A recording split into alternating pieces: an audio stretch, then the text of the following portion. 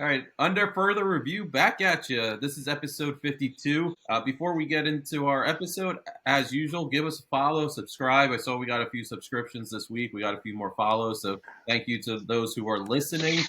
We have a good one today, a lot of NFL talk. I think we're going to save the recaps for if we record earlier in the week, but now it's just like a lot of NFL topics. And there was a specific NFL topic that hit close to home for us because obviously we've mentioned on this podcast that we are in the tri-state area. We live in New Jersey. We're all New York fans in some way.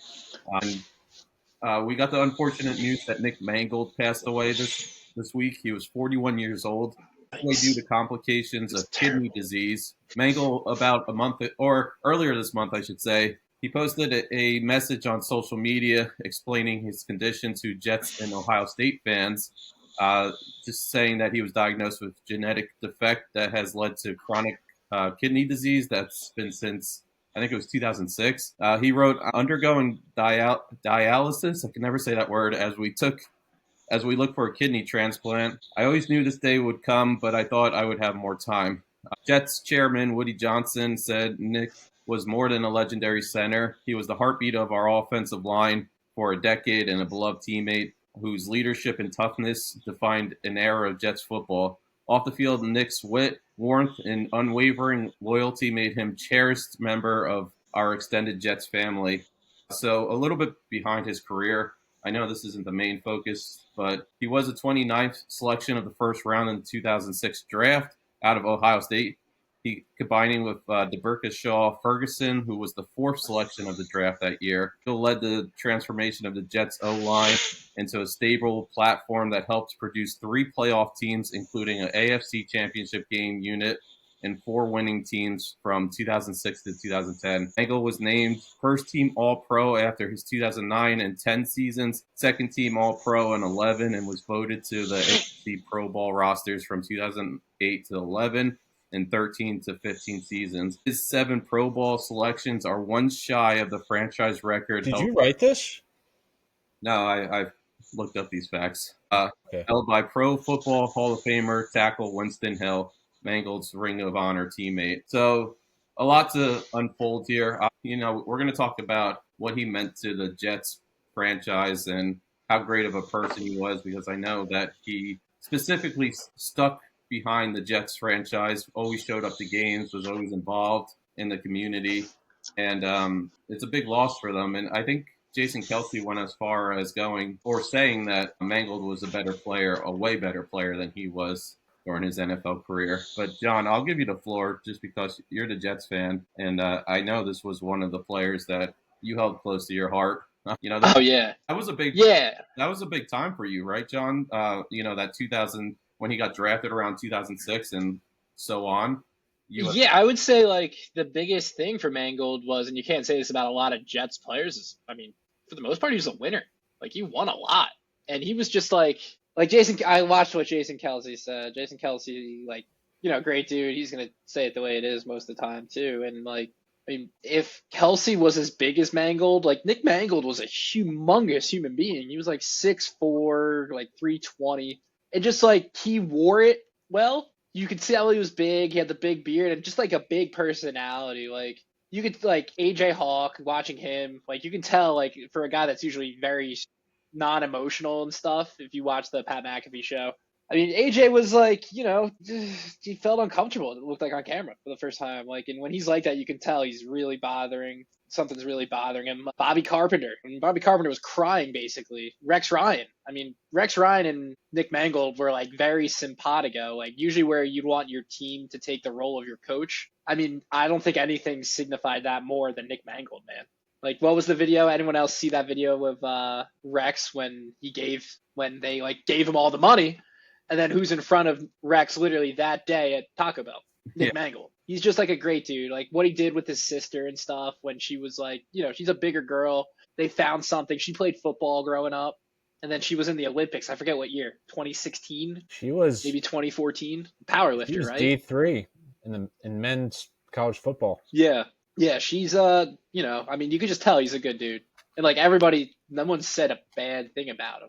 even defensive players, they love the guy. So, I mean, I personally hope that he gets into the Hall of Fame based on, his play alone. He probably would have eventually, but I think he's up for it this year. So is AJ Hawk, his college teammate and probably best friend. So yeah, I would love to see him in the Hall of Fame. I feel really terrible. I mean, obviously you can't even say words for his family and stuff.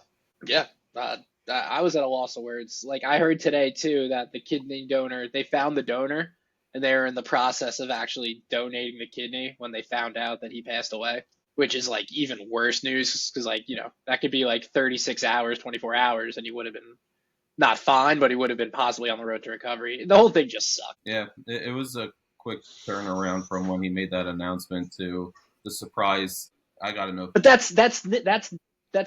I feel like that was Nick though. He wouldn't say anything publicly until it was dire need type deal.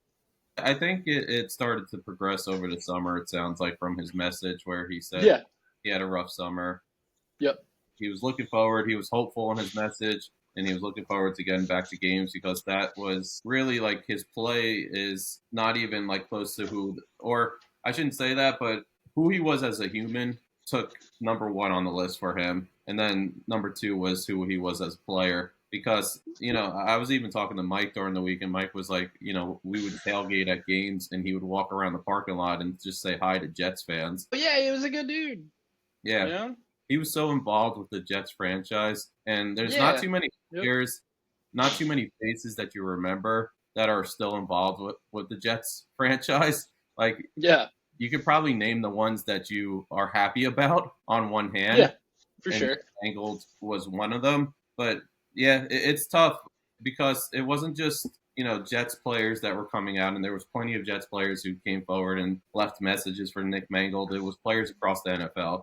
And that shows that shows respect for players. And I'm not saying this as a joke either, but it was enough to have Mark Sanchez post for the first time since his incident.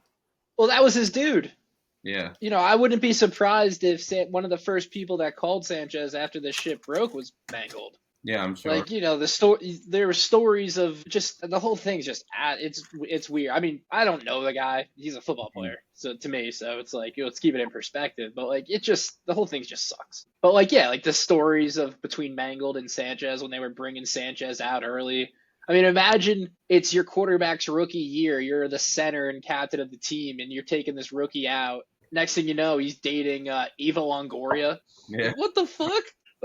And then the stories of him and AJ in college, some of them I've heard are they had an alligator at Ohio State. They had a pet alligator named Jimmy living in the basement of their frat house. And this isn't the South we're talking about. We're talking about Ohio. Columbus, Ohio. Yeah, exactly. So imagine going to a frat party there and seeing a fucking gator in your gosh darn basement. Yeah. God. I will throw out there, I've been meaning to say this, 41 is way too young. I know that he had a family, right? Did he have? Yeah, 4 kids, a wife. Yeah, so. And he seems like he's a really good dude. He does. He coached high school football, his local high school football team, and so. He was also a staple for the New Jersey community. I know some of the politicians running this year. Oh yeah, I mean Chris Christie wanted him, I think, to run for office, or someone wanted him to run for office. And he was like, no, I'm good, thanks. This has to be John. I know you talk about he's a football player. At the end of the day, you don't know him personally, but every once in a while, there's a celebrity, there's an athlete who passes away, and it's just it feels like a little bit of your childhood or a little bit of your heart gets taken away just from watching them every week and their playing style and how good of a person they seem like they were. It just feels like it's personal in some ways. Would you say this was one of those moments for you? Yes and no. I mean, I would say he was probably the face of good Jets football when I was growing up between 2006 to 2007, 2006 to 2000, we'll say 11 was awesome. And I was basically in high school and in college in that time. So it was a great time for the Jets to be great. But yes. Yeah, because when I see Nick Mangold, I think of those Jets jerseys, that their uniforms they would wear. And that part of me's now dead, So we'll see. Hopefully good memories are coming. They won last week, so that's good, I guess. I can't wait for the days I'm excited for them when they win again. Yeah, because I can't imagine beating a Bengals team that's on their third quarterback of the season is anything. It's nothing to write home about, you know? Yeah, not just their 10 third and quarterback. 7 gets It's you fucking in, John. Flacco. 10-7. That's all it Ah, takes. yeah, I don't think that's happening. I mean, what's the score? Oh, Miami's 3-0 right now. Good for them. No, Ravens just scored 7. Oh, they did. Shit, I'm behind them. Lamar Jackson's first touchdown back. Which Yeah, I think you guys think they're about to win the division. They're favorites. I know, which is hilarious. The Steelers have had every opportunity. Not every opportunity. They should be 2 games up, but Yeah. that Do you Bengals think that loss has was more to do with the pretty Steelers wild. defense, or the Steelers, or people Defense. expecting Rodgers to tank the second half of the season? No, this is the worst Steelers defense I've seen in 20 years. For sure. It's just like the Ravens. You just expect them to be like top 15 minimum in the league in like every Yeah. category. They at were worst. bad even like their first. They played the Jets the first game, and like we Yeah. talked about it on the pod. Like they just looked. I mean, they looked off. They didn't look right, and we thought it was maybe the first week, but we're getting into November now, so you would probably expect it to be not the. Expect it to be the rule. I was about to pull a George W. Bush. Fool me once, shame on me. Fool me twice. Don't want to get Well, I fooled won't again. get fooled again. Yep. Nominal human being. at the Yeah, current, it's at the the 18-15 Kenny Pickett games are long gone. Now they're Yeah, you're not kidding. losing like the Cowboys are basically. Do you think they got old? I mean, we all know that up front they're old, but like they're also young in the back. They just don't have talent, I think, right? And Tomlin's Yeah. like coaching can only go so far. we're talking Steelers defense, right? Yeah. I think personally, I don't know if we given, and I know the Dolphins suck this year, but I don't think we give enough credit to what Minka Fitzpatrick meant to that Steelers defense at safety. Yeah. Come on, like Yeah.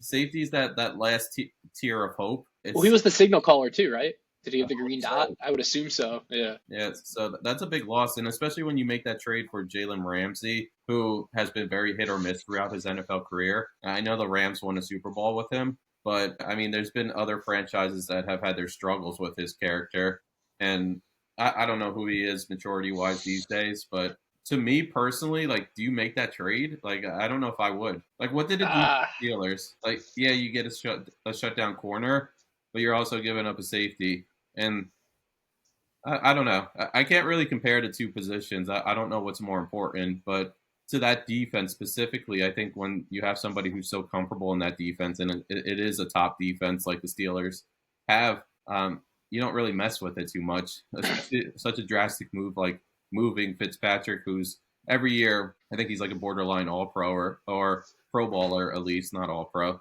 And he always plays a strong game. I'm sure if you look at his Pro Football Focus grades, they're pretty solid. And then you move him for Jalen. No, stop with the pro football, the PFF grades. As everyone says, throw them out. They suck. Get rid of them. I love Pro Football Focus. I live by I them. like What their else are we analysis. going I to don't use like their to sound grades, like though. we know what we're talking about? We Exactly. need numbers. Exactly. We need some Literally number all to that is. pretend like we're data analysts. Yeah, they still have Micah Parsons as the number 1 overall player. Yeah, that's not great. He's been playing better. He has been, but come on. So the Ravens sit 2 games back from the Steelers. They have Lamar Jackson back. They got a big win last week against the Chicago Bears. We won't talk about the game that Caleb Williams had. We can. He did not play well. No.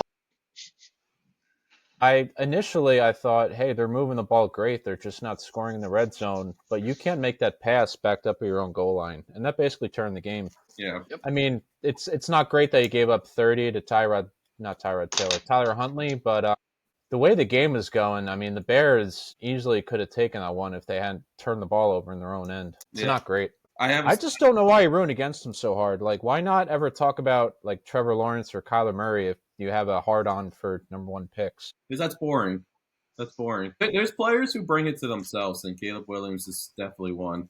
Especially a lot of the antics heading into the draft. There were rumors that he wanted like a piece of the team or something, like ownership rights to the team. Was that him or just like a bad agent? It might have been a bad agent. I don't know if it's specifically. Hey, man, ask for the moon. Fuck it. I'm sure he's not the first person to ask and be a diva, if you want to call it like that. But like, there's too much. Fuck the team for releasing that shit and making him look bad.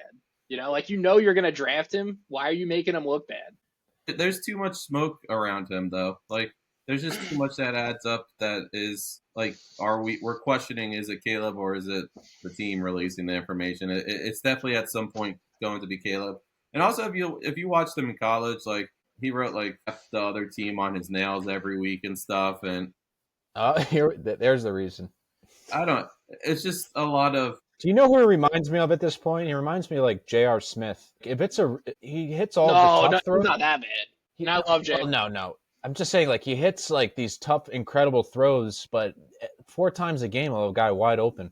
Like, he misses the easy throws. If he just hit those, I think they'd be like a pretty decent offense. Well, I think he hesitates, and then by the time he decides to actually make the throw to these open receivers, he airmails it. So that's not really something that Ben Johnson can really work with him. He just has to have the confidence to make the throw at the end of the day. And I don't know if that's him making reads or not, or Yeah, that last miss for DJ Moore in the back was both a hesitation and just an outright threw it 3 feet behind him. But he's been doing. Although they would have lost anyway, but you like to have that one. He's been doing it since last season. And I didn't watch too much of Caleb Williams.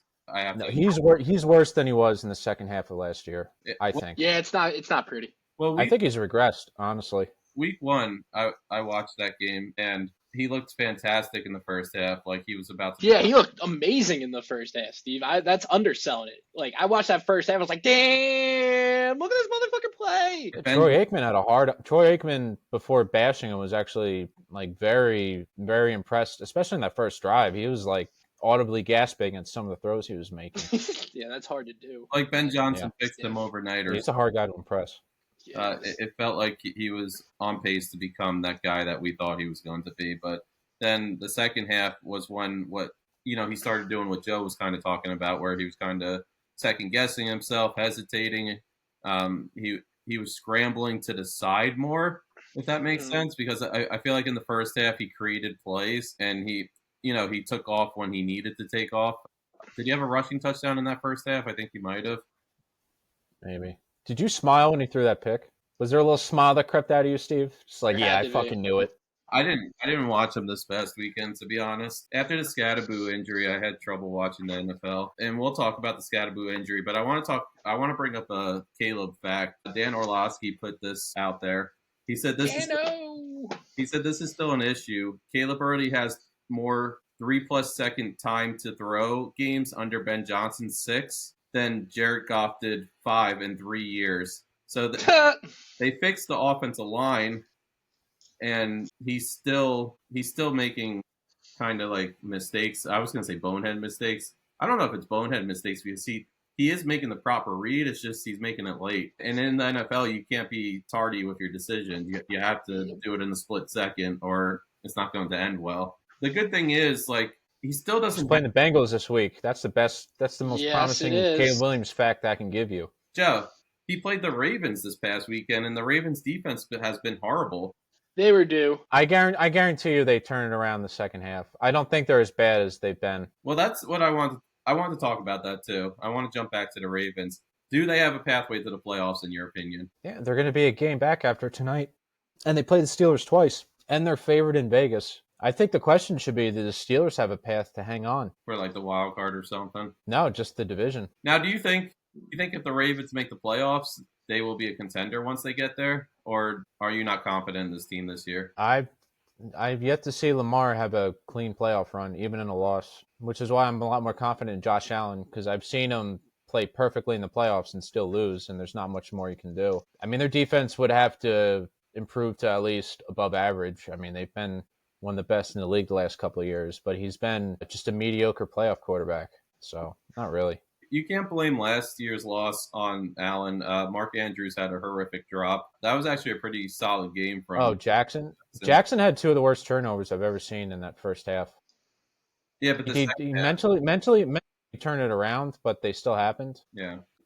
You never see, like, the interception he threw in that and then the Kansas City game. You've never seen him throw that kind of pass in the regular season the last couple of years. And that one fumble where he was just irresponsible with the ball. Like, he was sort of holding it on, waving it with one hand, which I don't know. Is just something's off with him in the playoffs. Very similar to how I felt about Peyton. He's trying to do too much. It's the pressure. Everybody's saying his profile is not complete until he gets that Super Bowl. It's the same thing with any like top tier quarterback in the league. Like I'm sure the same thing's going to be continued to be said about Josh Allen. Like imagine if he ends his career without a Super Bowl, he falls into the Dan Marino category instead of the Joe Montana, Tom Brady, Pat Mahomes category. I think there's a big difference between the two. I think at this point, like when Dan Marino first retired, it was like that was a legendary quarterback. He was one of the best to ever do it. Now, in this point, this day and age, like when we talk about Dan Marino, I think when people are like, oh, all time greats, people are like, oh, Tom Brady, Joe Montana, like guys who you were known winners and won the Super Bowl. So I think, unfortunately, like Jackson, Allen will fall into that if they can't get over the hump of beating Pat Mahomes and get into that Super Bowl. Yeah, and for Jackson, I think I said on the show before, every other multi-time MVP has won a championship in the history of the league. So he hasn't even made a Super Bowl yet. Yeah. So that's, you could argue there's more pressure on him than Josh Allen, even though Josh Allen's gotten to the doorstep more often. Yeah. Do you think that falls on Jackson? Do you think that falls on John Harbaugh? Who does it fall on for not making it to the Super Bowl? Everybody. Yeah, you have to go through the losses one by one. I mean, there are certain ones, like that one loss they had to Tennessee. Like Jackson had 500 total yards that game. He just couldn't finish drives, but their defense was terrible. So I mean they're looking pretty good right now. Mark Andrews just scored. When they lost at home to the Chiefs and they scored, I think 7 or 10 points. I mean, I would put that on Jackson. And obviously they had a guy fumble going into the end zone, but still 10 points is not great. And Steve, to your point too, don't you think that like Dan Marino and Lamar are kind of the similar in a different way though? Because like no one threw the ball better than Dan Marino, you could argue, and no one's run the ball or played the quarterback position the way Lamar has. Like you can argue Michael Vick, but I think Lamar is even more like dual threat of all dual threats. Yeah, I think that there's a little bit of a blemish on Lamar Jackson because for so many years everybody was like, what can he do outside of run for 100 yards per game? And he finally did it years ago during his MVP run, where like all of a sudden he's like this 40+ passing TD guy and throwing for all these yards. But it was like, where was that your whole career type thing? And I don't know. It's just always been an underdog story for Lamar Jackson. I don't think Dan Marino had that underdog story where like Dan Marino got to the league. He had 2 very good receivers with him in the 80s.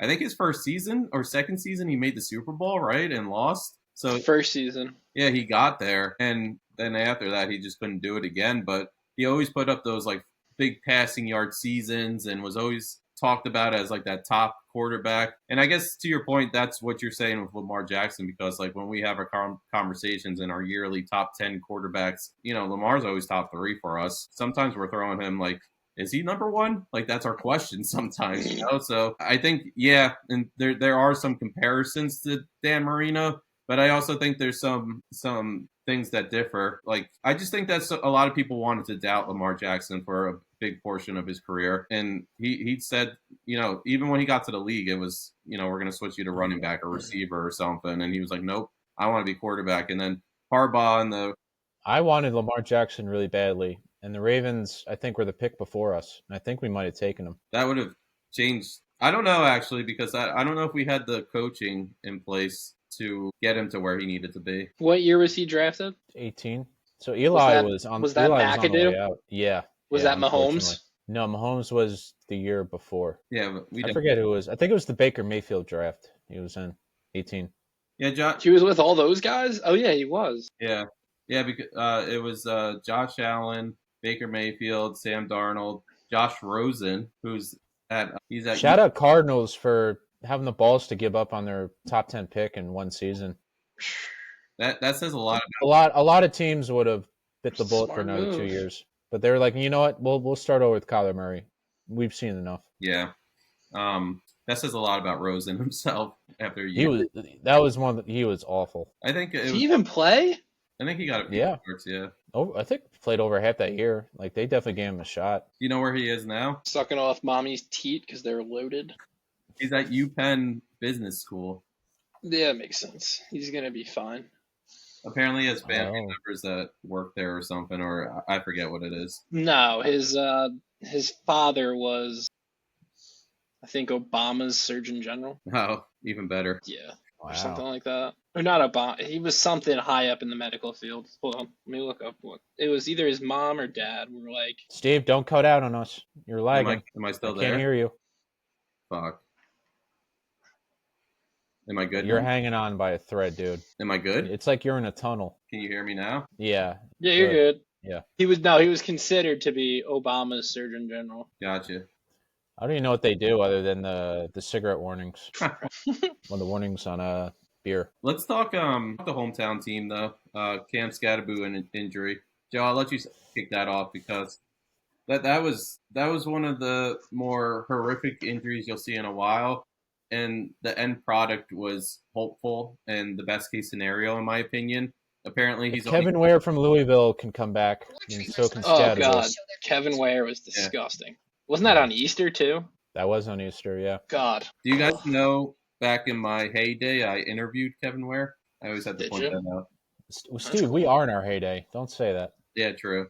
You Yeah, can still so- get Kevin Ware. So Scatterboo, I was actually at a kid's Halloween function at a golf club this weekend, and I was following along on my phone the game, and then somebody. Did you play? What do you mean? Did you play golf? No, I don't golf. I just went Oh. because Allie's nephew was there. But following along with the game, somebody comes up to the table and they go, "Oh no, one of my friends told me that Scatterboo has a really bad injury." I'm sitting here thinking he like sprained an ankle or something. I'm like, all right, like it'll be a few weeks, he'll be back. So I start looking through Twitter for the replay, and then I finally I'm starting to see tweets about like, oh no, that was terrible, like horrific injury, like it's so bad, and I'm like, oh no. And then I finally find the video, and I see how I'm like watching it closely, zooming in on his like ankle and stuff, and I just see it hanging like this, and like his ankle's going in or his foot's going in a different direction, and like the way he like looks away like this, like he wouldn't even look at his injury. And I felt so bad for Cam because like the shock of the moment and like the like, oh no, like what's going on in the moment type thing where he's like, I hope this isn't too bad by holding his hands up and trying to get picked up by an offensive lineman like he's going to go back to the huddle. I think that was just like kind of like nerves or him being like a little scared in the moment, which you got to feel for the players. There's like that human element to this where it's like, that was a clear hip tackle, if I'm going to be truthful. And I still don't know. I don't know what the definition of that is. It's I mean, any tackle from behind should be illegal. Yeah. Like, just make it that. Like, they're gonna have to like the tush push is. I mean, they can't officiate it now, so I don't know what the fuck they're gonna do with that. And like, you can't really officiate. Oh, is it a hip drop tackle? Did he just pull? Like, no, just ban anything where the guy falls backwards. Like, unless it's like he gets hit and then falls backwards. But if someone's pulled back or it's a flag, 15 yards and a fine, because that's the only way it's going to stop is if people get hit in their paychecks. And we talk about like obviously we started with a really deep subject with the Nick Mangold, him passing away. But like something I take away from that is like a lot of NFL players across the league were talking about him in such a positive light. To a smaller extent, the same thing was happening with this Cam Scatterboo injury. Like a lot of people were like, "Oh, he's a dog. Like rest up. Like you're gonna get back and you're gonna be better." Like a lot of people respect what Cam Scatterboo not only did for the Giants, but what he did for the NFL this season. Hard-nosed playing. There's always going to be a spot for someone on the team when you go out every week and you're physical like that. And you just love the game of football and you just bring the excitement that a franchise hasn't seen in years. That's going to get you love from the NFL. Did you see the mic'd up he had against the Saints with Demario Davis? Yeah. He was like, he's an angry little kid. His legs just keep twitching while you pick him up. But then he dapped him up after the game. You could tell he liked the way he ran. Was Davis the one he pancaked during that game?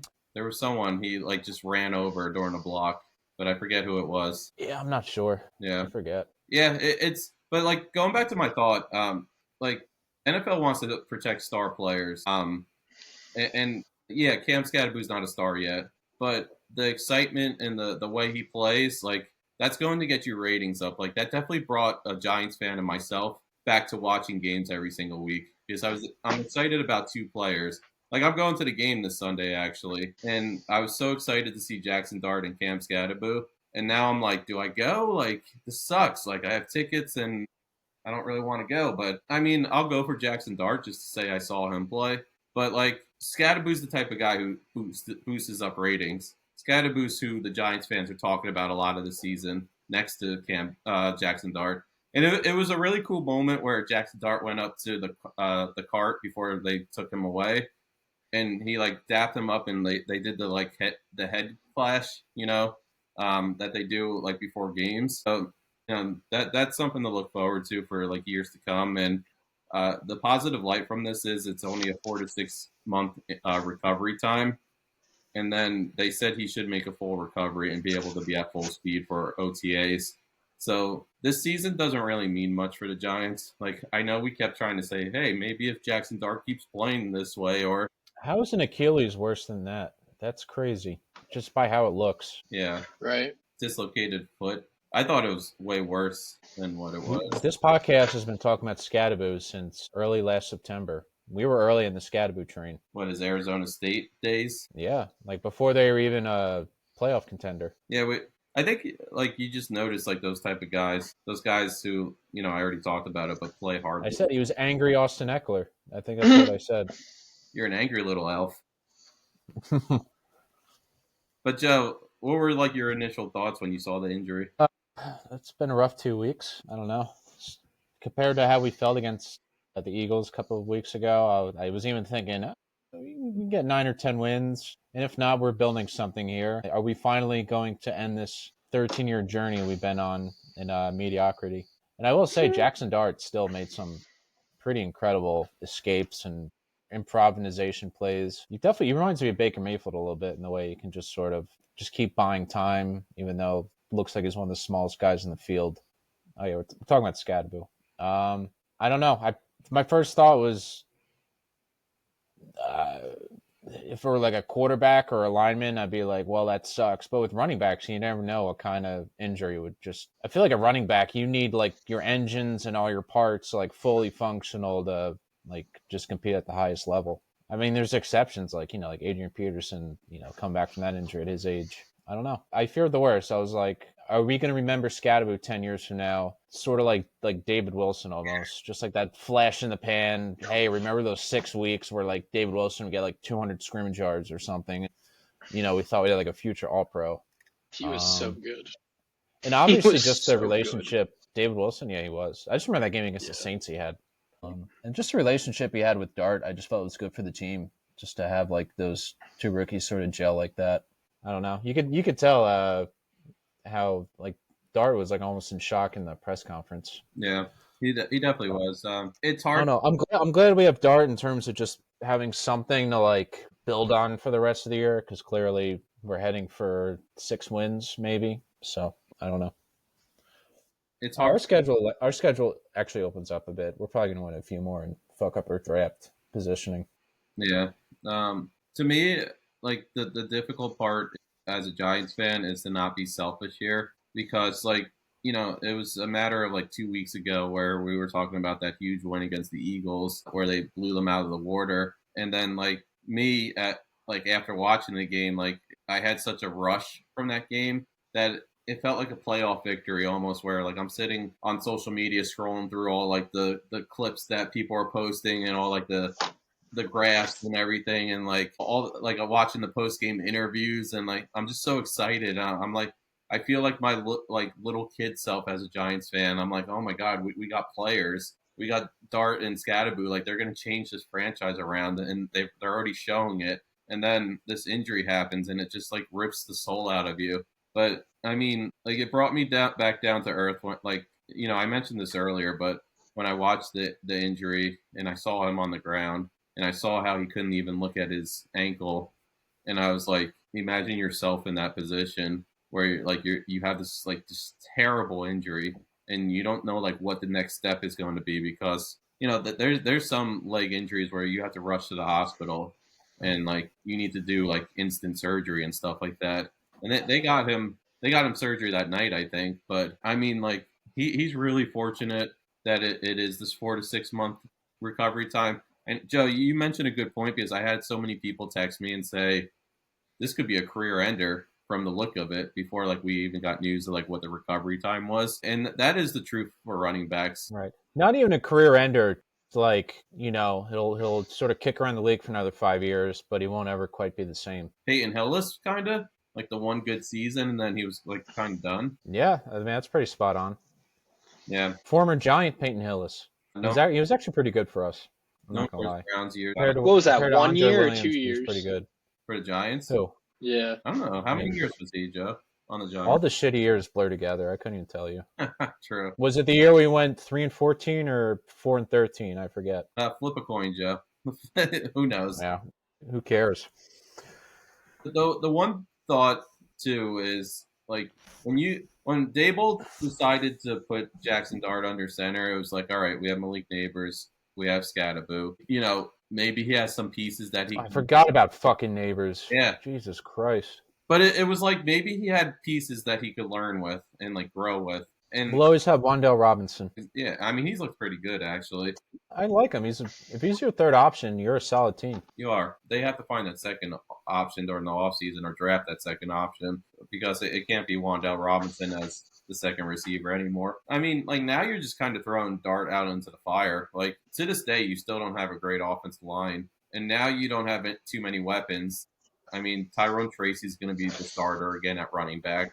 Wandale Robinson's your top target at wide receiver, and you have a shit offensive line. Like Yeah, we have 4 tight ends as our 2 through 5 weapons basically. Bellinger, Theo Johnson. I mean, they're not terrible, but it's not No. who you want to be like your go-to targets. But sticking on the Giants, though, Dexter Lawrence was in the news this week. Apparently, Carl Banks kind of criticized his play in 2025, and Dexter Lawrence came back and ripped Carl Banks, calling him delusional. What are your guys' thoughts on that whole situation? Is it a non-story? Has Lawrence's play been that bad this season? Because we're talking about a guy who's a Pro Bowler every year and known as one of the top defensive tackles in the game. And now you have legendary linebackers from the Giants coming out and calling him out in the media. Like, do you look into this much? Like, were the Giants kind of premature by giving him the contract that they did give him? Like, I don't know what to think of the situation. He was the best run stopper in the league for a bit, and now he's not, and he hasn't lived up to the standard he set for himself. Going that hard against Carl Banks is a tough look, though. I mean, that's... You wouldn't do it? I don't know. Like, you wouldn't back yourself up? Because I feel like if somebody came after me in the media, I would have to do it. I don't know what the response is. Was it, like, vicious, or was it just disagreeing? Because Carl Banks is pretty beloved. I don't think he sat there and cursed him off, but he did call him delusional. He said it's his own personal opinion, which is the truth. People have opinions, and they can voice them if they want to. And the fact of the matter is, like, Lawrence hasn't been that great this season. Who's that one Giants player who said, I don't listen to the opinion of sheep, or something like that? Do you remember that? Oh, man. That was who's your right guard right now? Andrew Thomas? That's Not the Andrew. No, the That's- other one. That's a bad look. This one Yeah. might be lesser than that. O'Neal, right? Yeah. Yeah. So Which is a like, Game of Thrones quote he stole, but still not great. I don't like it from Carl because I mean, but I love Carl. Like I don't love Carl. I mean, I'm indifferent about Carl Banks. He's a very good dude. He calls it the way he sees it, which You I really love. like him. It's not quite. Exactly. You're not at that step yet. Exactly. Yeah. There's like an element that like I haven't heard anyone bring up that like I've listened to yet is why would he, and do you think maybe someone on the coaching staff told him to say it because they couldn't say it themselves because then they'd lose Dexter Lawrence as a player? I always assume that's possible. Yeah. Yeah, I mean Carl Banks, like for those of you guys that don't know, he's the color commentator on radio for the Giants too every game. It seemed like a little not like Carl would never usually say that. But again, like not to defend Dexter Lawrence, but like guys, the team has sucked over the last decade. And he's like, his contract has basically been a hush payment, and that doesn't go as far as it used to. We could always stop the run. Even Yeah. when we won 3 games a year, we could stop the run. Yeah, like I just think he hates Shane Bowen, number one. Like a lot of people on this defense do. They don't trust him. 2, like who's to say now Dexter Lawrence doesn't want to trade? Like he said, I think, in the beginning of the season, he's tired of losing and stuff. Was that him? He's like, yeah, I don't want to continue to lose. And maybe he's not giving his full effort because the team, like he said, the team's going to be 5 wins at most again. So do you guys think he's special? Quick side note. Do you guys think he's special? Wemby? I don't Yeah. know. Are you? I don't. Yes. I don't.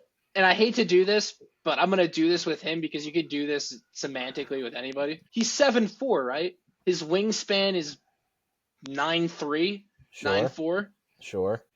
So that's like you or me playing on I don't know, 7-foot hoop against guys, children will say, who are like 13 and 14 years old, who we just tower over. Yeah, But there's been a lot of 7-4 stiffs throughout the history of the NBA. Exactly. It's, I will say that. It's his skills, yeah, the way he moves, his balance. You're- and his How long does he coordination. last? Because I say he doesn't last 5 years of a prime. And It- Well, before that's- 5 years, he'll it's be injuries done. though. Yeah, his Yeah, health is the only absolutely. thing up in the air, really. Absolutely. You're forgetting that he can hit a 3-pointer at 7'4", and he Which is scary, out- because that's, 4 more inches on Durant? Yeah, and he plays lights out defense. So Yeah. I think he could be special. Yeah, definitely. Yeah, I think he could be a special player. Definitely could be. I think he's already a top 5 player in the league. Really? So you would put Yeah. him in the tier 1 of the NBA? Yeah, I would. Yeah, I mean, I don't think I overreact this often. I think he's there. What puts him in the tier 1? Like, what has he done so far that is putting him? When he's been on the court, he's been the best defender in the league. What he does on defense is what Curry does for offenses. And now they have good perimeter defenders. It's like Anthony Davis couldn't do anything. Just the fact that he seemed to have gained 20 pounds of muscle. He went to the Hakeem Olajuwon camp, and unlike Dwight Howard, it seemed like he actually picked some stuff up. Yeah, I don't know. Health is the only thing that's going to stop him from being Defensive Player of the Year and on an All-NBA team. Yeah. I know Greg Popovich is really amazed by him. The guy drools every time he watches him play. You wouldn't? From some of what he has. Well, no, I didn't just have a stroke or two. Yeah. Well, actually, you did. Yeah, very true. The start of his season, I forget what the stat was, but I know the Spurs started 4-0. He has some crazy pace he's on right now. So he's averaging 31 points a game, 13.8 rebounds. I don't think that's possible to keep up throughout the course of an 82-game season. But what is this realistic ceiling for him this season? What would his stat line look like? 28 points, 12 rebounds, 5 assists, 2.8 blocks. Is there anyone we can even compare his game to? Also, I'm trying to think. Durant, but not really. Giannis and Durant plus 4 inches. Do you think Do you think he moves up and down the court like that though? He looks awkward. So. Closer to Durant. I mean, Giannis is different. I'm just saying, with Giannis, it's more the defensive stuff, and the length. Even though Durant's long, I don't know, just the way he looks like Stretch Armstrong out there. Yeah. Now I have a question for you. Which I think he's better than Michael Jordan. Let's not get ahead of ourselves here. Which rookie were you more excited about? Victor Wembanyama? I can't even say it. Wemby. I'll say. Can't say his name. Or Beyonce? Yeah, Beyonce. Or Cooper. I'll take TLC Beyonce any day of the week. Or Cooper Flag. The Wemby Hive. Or what? Who were you more excited about as a rookie? Cooper Flag or Wemby? Wemby. Wemby. We haven't seen it before.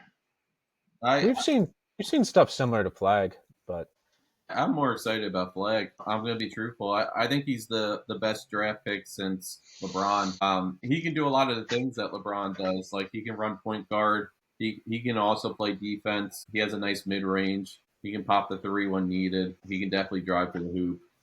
He can pass the ball, rebound. He's the complete package in my opinion, Cooper Flag. And the way he looked on Duke last season confirms that.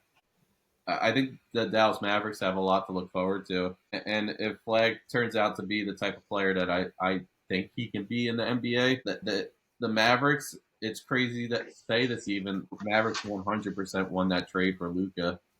Davis's age is what keeps it. Yep. Or unless you think the league gifted them the pick because of the trade. But you're not building around Davis. Who cares about Davis at this point? I care about... But then the trade sucked and they got lucky. I think that would be more accurate, right? Kyrie being hurt still doesn't show that complete team anyway. Yeah, but you don't get the top pick without making that trade. Mavericks are in the playoff hunt if Luke is still on that team. They made the play-in last year. True. I forgot about that. I think. I don't know if that excludes you from the lottery. I really don't know the rules. Probably should. Yeah. Yeah, I think they were still 500, close to it. What was the percentage chance that they had to get the first pick? It was under 1%, right? Very, very low. I think it was 1.2%. And this is why I'm still in off-season mode, but there was a long list of history of teams making ridiculous moves with the Lakers and then being gifted a draft pick later on. Yeah, the NBA is fixed basically, and we're just along for the ride. I'd rather it be fixed in that way than actually like Tim Donaghy style. I agree, but it is All right, like all right. it's You the need the Lakers to be good. I get it. everybody. It seems like is fixing the game. Therefore, is it really fixed, or is it just everyone's thing? And like to fix that whole thing, just It's not like accept Chauncey overbets. Billups, hitting runner for the 5th straight hand. Yeah, just accept overbets though. Did you see Kevin Garnett apparently in 2019 ended up at one of the Tyrone Lue. Yeah. Knowingly? Like, was he a victim? No, he thought it was an after party, is what he's saying. Yeah, Oh. And then he left there real right quick. away. Yeah, that was There's some some- Ocean's 11 shit that I didn't even know they had technology like that. Yeah, Tyrone Lue's going to be in a lot of hurt. He's at a lot of these games, and they are in a poker league down. I think whether it was in Arizona, and Damon Jones was in the league with him. So, and him and Chauncey Billups are best friends. So I would assume there's some shit going to come out in the next couple of weeks. Gilbert Arenas, I think, was involved, but he happily said he snitched on everybody. Oh, yeah. Dude's out of his mind. He's definitely not. Gilbert Arenas, yeah. He's Like mafia guys, he's too. nuts. There was 13 mafia guys arrested. There was the four out of the 5 families, I think, were included. The Bonanno family, the Lucchese family, the Gambino. You're the Yeah. Italian here. You have to be on point with these pronunciations. The only one that The Luca Brasi family. It was Bonanno, Gambino, Genovese, Lucchese, yeah. and I don't know if there was a 5th. I think it was the 4 out of the 5. oh yeah, it was the 4. Never mind. But like that makes sense because they're all have tentacles, probably. I'm sure with like an athlete here and there somehow. You know who's going to come up with all these names? It's going to be Pablo Torre. Yeah. He seems to be ratting everyone. Well, not ratting. He's reporting. He is in the media, but He's paying people off to give him information, which is such shitty journalism. Pablo Torre's going to wake up with a horse head in his bed if he doesn't watch, if he's not fucking careful. Yeah. I don't know if they still do shit like that. I didn't even know. I lived in Hoboken, and they're definitely still around. They're still in business. I didn't know to this extent. Though. No, I didn't either. Like back then, it used to be the ports. It used to be like they would own like Casinos, the casinos and stuff. Now sports gambling. It makes sense though. Like sports gambling is like one of the biggest entities out there right now. So of course you're going to tap into that. That's been majorly corporatized. Who brought sports gambling into the world? Jimmy the Greek? In our country? No. Well, legally. Who brought the legal? The bill's called Christie versus the United States, as in for Chris Christie. He's the governor of New Jersey. So just do the math on that. There's obviously something up with that. Was there really? Yeah. The Supreme Court case was Christie versus the United States. It's actually a pretty cool thing, and it makes a lot of sense. Yeah, like it was like, oh, why don't we do this? Like I don't agree with all the comments that say we should like get rid of it because this is what happened. I'm like, some people fixed poker games. This has nothing to do with sports gambling. Yeah, but there's obviously an issue in the NBA because Porter, who was the last year, and that's what makes me a little worried about the fate of Chauncey Billups. I'm not worried, but the fate of Chauncey Billups and Terry Rozier, because Porter, what was the fact? He didn't even bet on his own games or something. I forget what it was, and they gave him a... No, he had a bunch of people he knew bet on his under in minutes because he knew he was going to get an injury. Or that was Terry Rozier's circumstance. There was a game in 2023 where a lot of people bet on his under, and like the first 9 minutes he had an injury and he was out of the game. And then apparently he went back to his house after and collected all the money. But it was like a matter of like $200,000, and you're talking about a guy who's made like millions in his career. So like, where's the disconnect there? Like, why are guys who are, making these fat contracts that the NBA is offering, and they're going out of their way to make $200,000? You ever see 8 Men Out about the Black Sox? Yeah. I mean, back then it was kind of understandable because, especially if you had a cheap owner, you were making a living, but you weren't making a crazy amount. Quick money too, temptation. Yeah. I mean, nowadays, people just Terry Rozier is what surprised me because that guy's a $20 million a year player. Yeah. Guy might be just hitting up fucking strip clubs in Miami left and right and needs fucking $250,000 quick. Yeah, that's true. People forget that a lot of these NBA guys come from nothing too. So like once they get a taste of money, it's like they want to continue to build on that empire. So Yeah.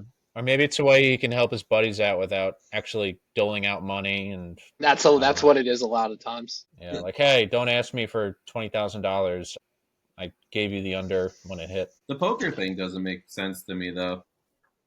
It does. It absolutely does. But what extent did Chauncey Billups know that he was like involved? How deep did he know he was in? He's getting a cut of the money. He's making a percentage. He knew of everything. Shit. Yeah, but I'm curious how blatant they were, like in like how the hands were rigged. Like that's not the even worst part of Chauncey. The worst part is him with the bets, taking people out of games, doing some questionable shit, man. Like Chauncey, they're like, I want to see how deep this goes. To me, the NBA should not be playing right now. They should have, I personally believe, because it's blatant fixing. The government, I hate to say it, but the government should have gotten involved and said, no, we're investigating you fully. You do not play for a month.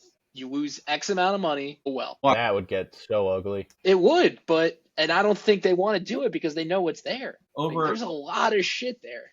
Over under 20 NBA players, current players. Over. In this. Over. Well, if everything comes out, like the NBA is trying to, I just want to find out what they've hid for so long. Because Terry Rozier wasn't hurt when he was hurt. He was suspended for gambling. He was under investigation. Are we talking playoff games? Are we talking regular season games, you think? What? Everything. Everything. Do you think the playoff? Well, when the referees were actively rigging it, it was playoff Who games. Who says they're not anymore? Yeah. That's a bold statement, though, John. Dude, it's so easy to do it. It wasn't We're catching just the dumb ones. I'm not Tim Donaghy's not the only talking one. Players. I'm talking everyone. I'm talking players. I'm talking coaches. I'm talking referees. I'm talking. Don't you dare name Jalen Brunson. You leave him out of this. Well, there's certain people that, but you're telling me that every team doesn't have one person that's doing something or making someone money or giving it, like the whole giving insider information shit. Like I feel like that if you're giving people that, like, oh fucking well, gambling's legal. If you have some of the fouls Draymond Green gets away with, I feel like he knows which games they want the Warriors to win, and he'll just go over.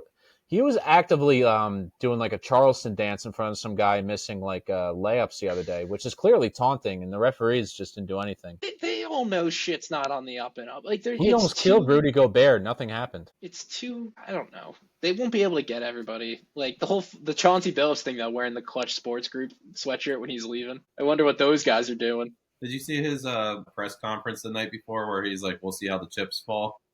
Yeah, he knew he was fucked. He got tipped off by someone on the FBI that's on the fucking mob's payroll, and the mob told Chauncey, like, yo, you're going to get arrested tomorrow. My favorite thing was Rozier was in Orlando. And he was in a hotel, right? Yeah, and Billups was home in Oregon. That's where the Trailblazers are, right? Portland, Oregon. They both got booked at 6 a.m. in the morning. So they're like, that's normal though. Yeah. They try and make if you're like a celebrity, they usually arrest you like super early, so it hits the papers first thing and shit. So like, if it's true what you're saying, where like we're looking at 20, it's easier to arrest somebody when they're groggy. That too. If we're looking at 20 plus NBA players, this is a federal crime. I don't know how the NBA bounces back from that. They will. How though? I mean, the Donaghy thing was way worse than this. I think one ref though you're talking about. It was I think it's there's a widely held opinion that Stern just sort of like the NBA sort of leaked that there was an FBI investigation before it happened to disrupt the investigation, and they basically made Donaghy sort of a patsy because he was already found out. I think Dick Bevetto was allegedly, according to his book, like the ringleader. Also, do you think Adam Silver should have his job still? No. Absolutely not. Everybody in the NBA should be fucking gone, man. This thing is huge, and they're gonna probably somehow figure out a way to sweep it under the rug. They can't. Fucked up. They tried. Oh yes, they can. They absolutely can. No, they tried to sweep it under the rug. They did their own investigation on. The only way that it gets blown up is if Daddy President fucking gets involved, and he's going to. But you got to follow the money. Where does the NBA get most of their money from? Overseas. China, exactly. What is Donald Trump's big thing? He wants everything to be American, which is why I don't think the NBA is going to be in trouble. Do you think people in China really are giving a shit about this? No. The Chinese love the NBA. Yeah, they always will. It's fucked up, man. There shouldn't be games. The NBA should be shut the fuck down right now. I personally think there's a lot of ex NBA stars that were involved. I don't know what the extent of current players were. Because even like, Well, it could be coaches. Like, assistant coaches don't make crap in the NBA. yeah, They have so much information. but like even the Rozier thing, like I hate to say this, but they only really have one game against them right now, and But it's oh yeah, that they can prove. it was that game in 2023 where, like, for some reason, well, not for some reason, but they had like an abnormal amount of people betting on his under, and he faked that injury. So yeah, it seems like that definitely happened, but I think he even has a case in court where he's like, you can't really prove that I left that game with an injury for no reason, you know? Yeah, they do. Yes, they do. They wouldn't arrest him if they didn't. They have phone records. What is the solidified evidence that they have? Phone records, you're saying? They said they had phone records and stuff. The FBI is not gonna. Their FBI is not your local fucking, gung ho township police. Yeah. If the FBI arrests you, 98% of the time you're going. So you think like Chauncey Billups is serving time? I don't think they should fucking serve time for this. It's fucking stupid. They should pay back all the money. But I don't know what the laws are. They should just pay back all the money. If anything, be on house arrest. It's not like Chauncey Billups. It's not a violent crime. Like it's a white collar. I took money from you. You're a fucking idiot. Talk about really like fucking with your image too, because like Billups, the underdog. Dude, he's a bad boy. You kidding me? Chauncey Billups. He's a very well spoken, but he's on the. They should investigate Iowa, Minnesota from 2 years ago. I still say that was rigged. They should investigate the Minnesota Miracle. They should investigate all that shit, man. Like attacking Minnesota. The further they would dig, the worse. A play like that's so hard to rig, though. Well, just the referee call. Like that's so. The guy's literally looking at him. You're telling me that if they dug enough, the Saints pass something? Interference, that one. Yeah. That's the worst call I've ever seen. Before I saw the Giants push fumble the last Sunday. Like that's bullshit. Do you think there's gonna be people that listen to this and they're idiots? What they're talking about right now? No, I hope I hope it starts conversations. I hope people. What would make us sound like idiots? Like Steve, do you disagree with any of this? Some of the facts we're talking about, like the widespread of the NBA and everything, and it's opinion. Yeah, it's definitely opinion. I don't know. It's tough. I think the FBI, like when they had their press conference, they kind of left it open-ended. So there's going to be more people. I would have thought it would have came out by now. It seemed like they were going to do like a fast, search. I'm surprised. We thought we'd get the Epstein list by now, Steve. These things don't always work out smoothly. And again, if the NBA plays ball with the FBI and the federal government, they're not going to release it because they know it would just damage everything. Yeah. I could totally see the NBA playing ball with our current government. Absolutely, to protect it. But I would be shocked if it involved Adam Silver keeping his job. This is that would, I don't know though, because that would imply that something big happened if he suddenly lost his job. Big. You don't think this? Well, if the owners lose trust in him, which I think that they kind of would to save their face first and foremost. This is not being able to keep up with your own league. Like all this is happening. It's hard. I mean, it's not like they wanted the gambling. Deontay Porter and now this, like, this is just too much happening under one person's watch. Like, I think there's enough grounds to find a new commissioner at this point, but I don't think they'll do it. No, I mean, he's only around still as long as he keeps taking the bullets for the owners. If the investigation gets bigger, Adam Silver's going to lose his job. Yeah. Just because he's making the NBA look bad. But, like, when you can't investigate the integrity of your own damn league, how can you expect to operate? Like, it just doesn't make sense. It does make you kind of respect David Stearns, right? No. It wasn't in the dark back then. It was so easily to hide it back then. Like Patrick Ewing, frozen envelope. Yes, that absolutely happened. Who knows what happened with Jordan? I'm not even saying that. Like if we're saying Terry Rozier went away, saying like I don't want to say something, but I am going to say it. And I don't know. I could be putting out false news, but I don't think they ever found out why Jordan's father got killed. Right? Don't ask Michael Francis. Why would he? Well, he's just being dramatic, or maybe he knows. I don't know. Why would? I don't know, man. I don't know if he inferred it or something, but I think he said something along the lines. He just said Michael did have a lot of gambling debts, and his dad gambled with him and stuff. I don't. Is that so? Do we really want to open up that can of worms? Though? No, But, I watched The Last Dance, and they said nothing happened, so that's what I'm believing. I mean, someone's got to talk to LeBron too, maybe in a golfer, because I don't know what this MFer's doing to be able to golf with sciatica. But LeBron, call me, man, call me, Maybe please. LeBron's not a degenerate, though. I think he'll be fine. No, I'm just saying LeBron. Like, why is LeBron out for 6 weeks with sciatica when that shit stays with you? He's 48. They let him. He just needs to make it back for February. If he doesn't get gonna do. want to get treated Austin before Reeves then. will carry him. He's gonna do that too. Like he's gonna miss as many games as he wants to. Like what's the point Absolutely. of playing at this point? Bryce James is on the way to help him out, so they'll be Bryce fine. James. He already said he's not sticking around for Bryce. He already said that. I know. I don't even know if Bryce is. He hasn't even played a college game yet. He played in the blue-white game the other day for Arizona. Is he? He's a. Is it Arizona? He's a freshman now, right? Yeah. They were showing Shaq on the sidelines. He went to Bryce's first game, but it was like one of those blue versus white scrimmages. Gotcha. I mean, he could probably pull some strings to get his son drafted next year. He did it with Bronny. I thought Bryce was better. He's supposed to be, I think. I mean, if he can average more than 5 points a game in college, he'll be a better college player. Yeah. I will say Bronny has somehow, at least I was starting to believe at the end of last year, he earned like he looked like a legit 12th man in an NBA team. Well, don't forget He'll be a solid role player for someone that wants him as long as he doesn't get too expensive. Don't forget Bronny had a heart attack right before his freshman year. Yeah, literally. I mean, I've never experienced it, obviously, but that's not easy to come back from. He missed the whole first month, and that's really important for a freshman, especially like a USC freshman. You're probably playing a bunch of scrubs the first month, so that's a good way to get your feet underneath you. And he didn't have those games. He jumped right into conference play. That's really hard to do. I mean, we're a few years removed from that situation, but still. Is Bronny going to ever be a starter in the NBA? Probably not. But like you guys are talking about, he's a good bench player. Like he can definitely take up a spot on the bench and hold his own. Did we ever talk about VJ Edgecombe before he even... I felt like we had a discussion about him before he even went to college that he was going to be an NBA star. Did we say that on here?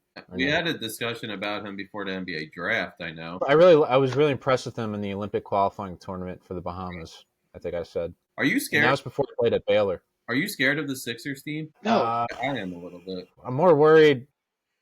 Embiid's I thought I was more worried about the Magic, but I don't know what... I mean, they've been pretty underwhelming. They'll be good. I think the Magic are going to... Maxey terrifies me. Mm-hmm. I was about to say Maxey has it going, we can't guard him. I think Maxey might be a superstar. I think that might be my... Superstar? Yes, I think he could be a superstar. I think number one on a great team? I think he was getting a lot of his spotlight taken away by Joel Embiid, but now that Joel Embiid's never going to be probably the player that he was in the past, Maxey's going to get more opportunities now. And we've seen Maxey in clutch moments. Like we saw him 2 years ago against the Knicks. He was the reason that they even got to, was it Game 7? Game 6. Game 6. He's the reason that series even made it that far. I think he's a very good player. I might be stretching a little bit with the superstar status, but he's an all-star. For sure. Definitely an all-star. It's still, the jury's still out on if he can be a superstar or not. He's going to have to get those Sixers deeper into the playoffs probably, but he has the... I'd be worried. If we were a 2 or 3 seed and they're the 6 seed, I'd be worried. I would be too. As opposed to the Raptors or something. In fact, I wouldn't be surprised if they lost that series to the Sixers. The Sixers have actually hit on their last 2 drafts. Who did they get last year out of Duke? Because he was pretty good for them. McCain. Oh, yeah. He would have been Rookie of the Year probably. Yeah, if he didn't get injured. But that's back-to-back drafts where you pick guys that could probably be plugged into your starting lineup. If not, they're very valuable role players. You're still getting 17, 18 a night from Joel Embiid, so he's not obviously the guy scoring 30-plus a night anymore, but he's still going to get you, 17, 18, 7 or 8 rebounds a game like that. Which might be better for their team. It is, because Embiid was very much, I hate to say it, a ball hog pretty much. He wanted his opportunities when he was healthy. But now this is 100% the Tyrese Maxey show at this moment, and the Sixers should run with it. But I like the rookie they have. In fact, if Cooper Flagg wasn't in this draft, he might be the top guy this year. Mm-hmm. I agree with that. Has anyone looked at how the Rutgers guys are playing? I haven't looked that up. I I saw don't Dylan start watching Harper the have a NBA good game till the late other day. December, unless it's Wemby. After Christmas. Yeah. That's Joe's Christmas tradition is watching the NBA every year. Yeah. I mean, the NBA Well, the should NFL, start the on NFL's Christmas. made it tough. If there's a football game on, I really can't switch from that if it's decent. True. But it's usually Chiefs Raiders, so it's kind of easy to turn off. Who plays Christmas this year? I didn't even look. Oh my god, Is it Ravens, Steelers? Wouldn't be a bad it game. probably isn't like a triple header this year. The NFL's I'm just looking. killing every day. They already have Thanksgiving. I don't know. Why is it going to Yahoo? Yahoo's fucking useless. Christmas Day will be Cowboys versus Commanders at 1. It's a good game. You got the Lions That's a and the Thanksgiving game. Vikings. Lions-Vikings at 4:30. And then 8:15, this could be a really fucking good game. Broncos-Chiefs. Yeah. So that's Yeah. a really good Christmas. That could, It was Holy Ravens, shit. Texans, Chiefs, Steelers last year. Both games sucked. Who are the Cowboys playing on Thanksgiving this year? oh, I don't even know. It's too far away. Are the Is it? Jets playing Black Friday again? Jesus, Chiefs are playing the Cowboys on Thanksgiving. Oh, that's solid. Talk about a great fucking game. And who does the Lions play? Let's check that out. Lions. Packers. Is it Packers? Oh Yeah. my God. Yeah, thanks. The Bengals Ravens on paper was supposed to be great. That's the night game. Who is it? Bengals Ravens. It's going to be a 30-10 game. Yeah. I don't know. Maybe Flacco keeps it up. Maybe it's actually there's something in the line. Flacco. Do you guys want to get to picks or do you have another topic? I had a few NFL. I'll get to picks. So let's do picks. I'm cool with picks. I'll open up the games. I'm ready Do on my DraftKings. FanDuel. By the way, 5-1. I don't have last week. DraftKings. 5-1 last week. I'm continuing my comeback. I had a good week as well. The only loss I had was the Jets game, I think. Oh. Unless I had another one. No, I had 2 losses. I'm sorry. I think I lost with. The only minor loss to the Cowboys. I thought Dak. I don't know. If Dak doesn't have a great game, they really don't have much of a shot against most teams. I lose with. I'll have Ravens over Dolphins first half. Give me that one. As we were, There's some. Again, there's some. No, never mind. you gotta do the Vikings game. Definitely. Is McCarthy back? Yeah. Yeah. Oh, is that why? All right, give me the under. Fuck you. Light it up. He says he feels the best he's felt in a while. Lions at home. I never pick the under. That's a stupid bet. All right. So how many games we're doing? We're doing 2 games. 8.5. Holy shit. Or I'm sorry, 6 games. You said. Yeah, we usually do 6. All right, we'll obviously do Chiefs, Bills, Vikings, Lions, San Fran, Giants, Colts, Oh, God. Steelers. The Jets on a bye week. Yeah. They're on a bye No, they're week, not. and yeah, they play don't look at Cleveland that. the following week, and it's looking like Shador is going to be starting that game. Oh, really? Yeah. Who announced So that? it's being talked about in circles, and Shador Just like we said something. predicted. So He should- yeah, exactly. Should start. That's an interesting game to go to. They're both coming off of a bye week as well, so that could be actually a pretty well coached game. Is that at Both home? have the 2 weeks. It is at home for the Jets, 1:00. Should we Yeah, get Dylan Gabriel held it together for about 6 quarters, Yeah, and he had a Chad Pennington like arm. yeah. It's not great. according to Mike? Yeah, Steve, I might go to that game, depending if tickets are like super cheap, but I don't think they're gonna be because Jets tickets are fucking so Mike expensive. says the tickets are cheap right now. Even against Cleveland. I'll have to look. Yeah, I'll look. But the only thing is, I'm not paying $100 for parking. That's the thing. Are the Giants Yeah. doing that too? No, I think because the Giants are still getting people to come. The only reason That's why such the a- Jets didn't do that was because they weren't getting people at the game. I feel like that's doing the opposite of what direction you want that to go in. Less people are showing up, so you charge more for parking. That's what the Jets did. They went Yeah. from 50 to 100 the other day. It was There are such some bullshit. people who will go. You know. Yeah. All right. So we'll start off with game number 1. It's a Sunday at 1:00. It's Patriots. You guys Oh. like that game or no? Yeah, Falcon. That's a good one. The Patriots' schedule has been so soft. I just don't know if. I mean, if they win every game they're favored, they're going to be like 14-2 or 13. It's crazy.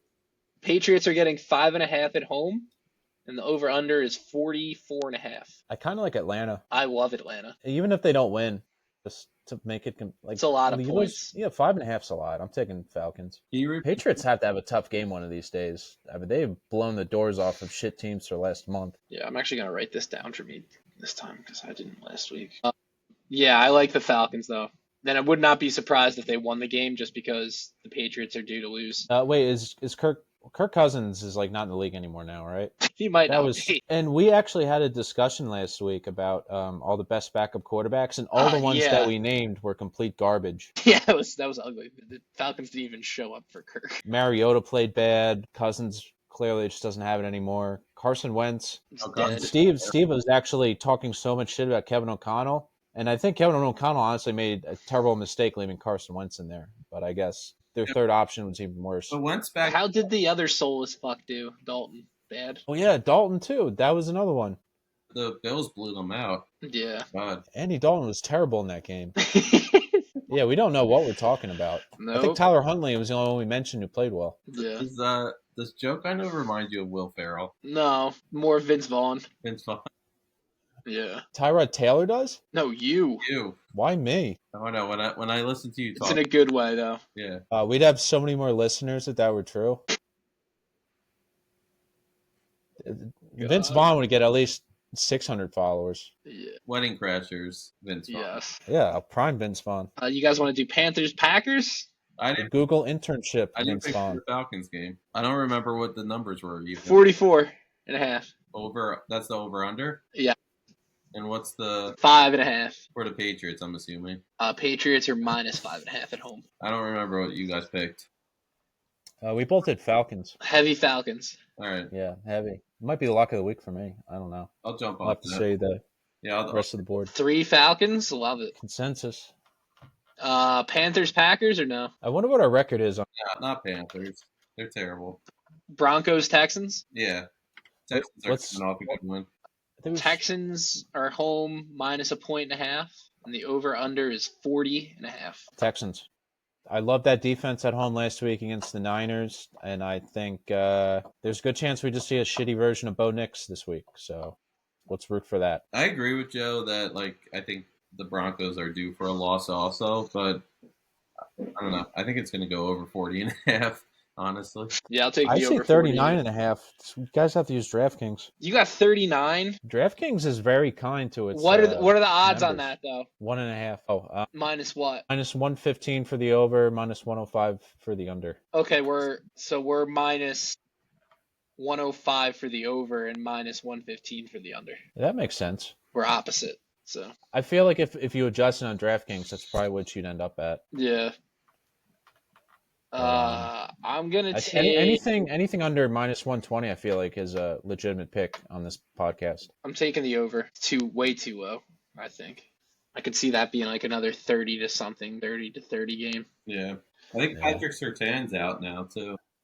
Is he? Oof. Yeah, You definitely. think the Texans' offense has finally turned it around? Yeah. Because they've had a lot of games where they have 3 points in the third quarter. Yes, he I think they'll be able to run on the Broncos. Yeah, their rookie Marks is pretty good. Their rookie. Chargers Titans or no? no, not Titans. Do the Giants game. We have to, right? Yeah. All right. So Giants Niners. Giants are getting 2.5 with an over under of 48.5. I'll take the under. Wait, what are the Giants? Under getting? 2.5. Jeez, I feel like that's fair, right? I don't know. Yeah, At home. I'm going Niners. I'm going Niners as well. I thought the Giants were at least 4 to 5, Yeah, but yeah, I'll take the Niners. Scadabo were in, these lines will be flipped. That's a 5-point player.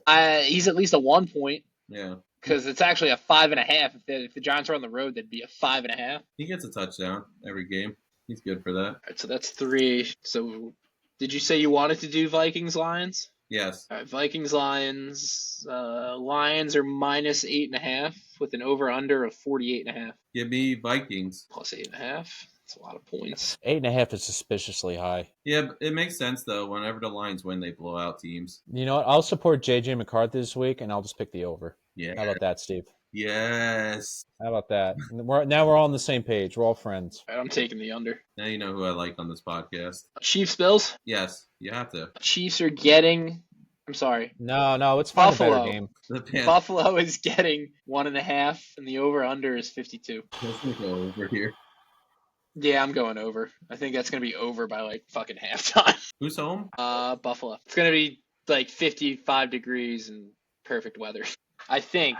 Let me double check, but I'm pretty sure the weather's gonna be like about as good as it can be. I think Chiefs are just on I think they sort of have a chip on their shoulder still. I think they're on one of those runs. So I can't really bet against the Chiefs here. So I'll take a Kansas City. Yeah, we're looking at 54 degrees, 40 is a low, winds light and variable. So, yeah, give me the Bills. taking the Bills. Love it.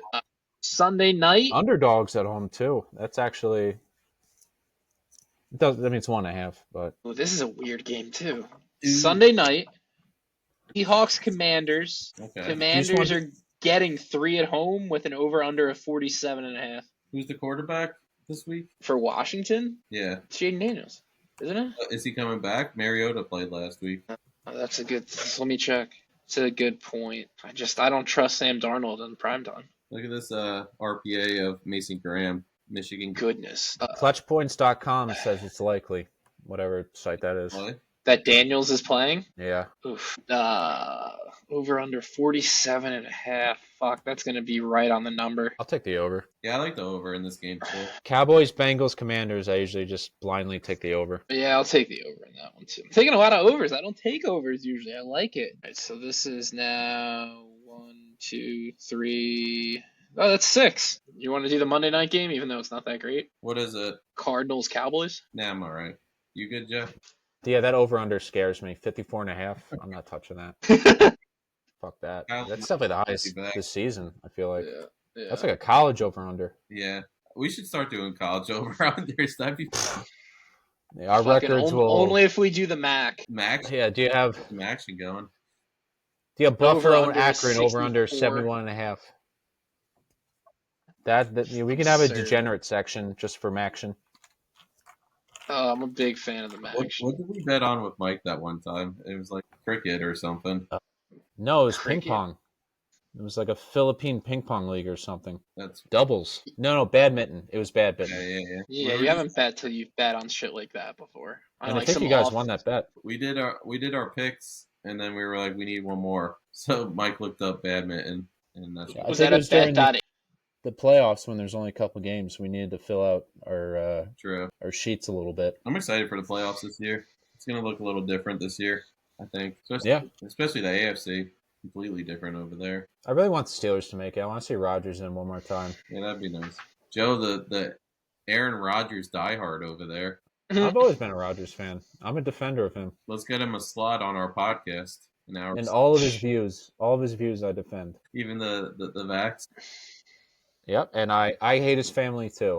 All right, I think I'm on his side. we'll wrap things up. That's episode 52. I feel like it went in directions that we didn't even expect this week, but there's a lot to talk about in the sports world, and that's bound to happen. Just a reminder, continue to follow along, subscribe, all that nonsense, but we appreciate any support that we get on this podcast. And if you listen all the way through our hour and a half of talking, then more power to you. You got a lot in you. But yeah, we'll see you guys next week under further reviews. Out.